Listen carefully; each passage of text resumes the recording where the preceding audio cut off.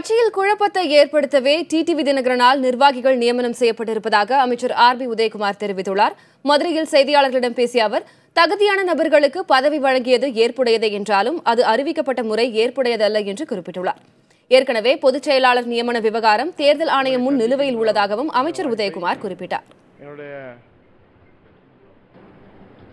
தனி நபர்களை முன்னிலைப்படுத்துவதற்காக அறிவிக்கப்பட்ட அறிவிப்பாகத்தான் இருக்கிறதே ஒழிய ஏற்கனவே செயல்பட்டுக் கொண்டிருக்கிற நிர்வாகிகளுடைய ஒத்துழைப்பை பெற முடியாத, ஏற்கனவே சிறப்பாக செயல்பட்டுக் கொண்டிருக்கிற நிர்வாகிகளுடைய ஒத்துழைப்பை பெறுவதிலே தோல்வி அடைந்து விட்டோம் என்பதை ஒத்துக்கொள்கிற வகையிலே தான்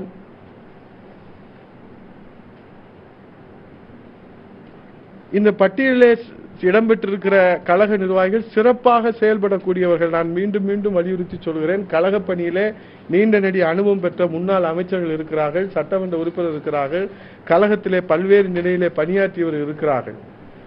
ஆனால் அவர்களுக்கு கொடுக்கக்கூடிய அங்கீகாரம்,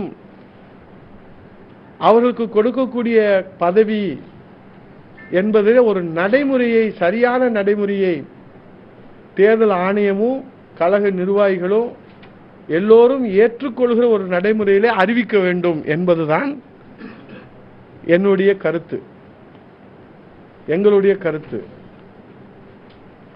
தேர்தல் ஆணையமும் ஏற்றுக்கொள்ளாது, கழக நிர்வாகிகளும் ஏற்றுக்கொள்ள மாட்டார்கள், பொதுமக்களும் எள்ளி நகையாடுகிற வகையிலே இந்த அறிவிப்பு வெளிவந்திருக்கிற காரணத்தினாலே இந்த அறிவிப்பின் மூலமாக நாம் எப்படி அடுத்த கட்ட நடவடிக்கையை எடுத்து செல்ல முடியும் என்கிற குழப்பம் நிலவுகிறது.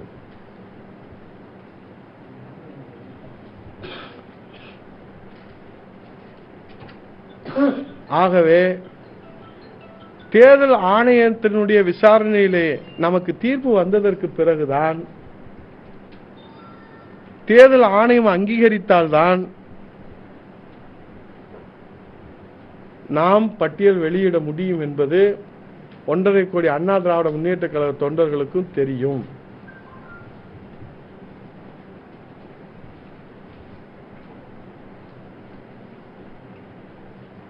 ஆகவே அனைத்து இந்திய அண்ணா திராவிட முன்னேற்ற கழகத்தில் நிர்வாகிகள் பொறுப்பை பற்றி இப்பொழுதைக்கு அறிவிப்பதற்கு